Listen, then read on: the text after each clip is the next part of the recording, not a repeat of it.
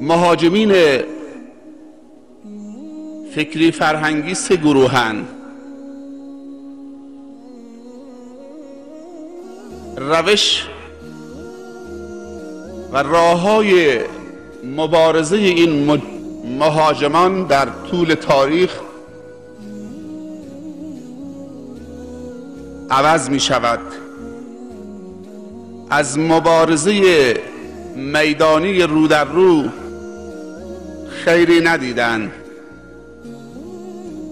و بارها تاریخ ثبت کرده شکست ذلیلانه ابرقدرت‌های دشمن در مقابل جماعت مؤمنه مسلمه معتقد به خدا. در نتیجه منصرف شدند، ابزار و وسایل رو تغییر دادند، از اشغال خاک‌ها به اشغال مغزها پرداختند، با هزینه کمتر و فایده بیشتر و ماندگارتر. تهاجم فرهنگی ماندگارتر با کمترین هزینه ها برای دشمنان به وجود آمده. در نتیجه این را پسندیدند. متاسفانه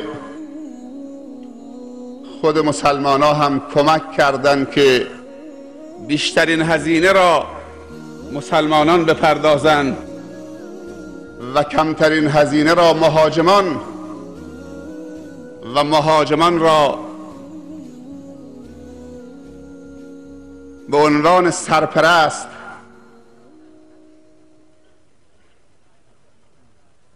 بپذیریم. بپذیرند غیر عالم جاهل و احمق بر عالم حکومت بکند. تغییر از پایین است. بر مصداق این حدیث کما تکونوا یعمر علیکم، اونطوری که شما هستید بر شما تسلط پیدا می کنند. نیاز نیست به فکر براندازی حکومت ها باشیم. نیاز است که از درون ما متحول بشویم. سید قطب رحمت الله علیه می‌فرمایند اقم دولت الاسلام فی نفسک تقم علی ارضک. دولت اسلام را در خود پیاده کن، در سرزمین تو پیاده خواهد شد.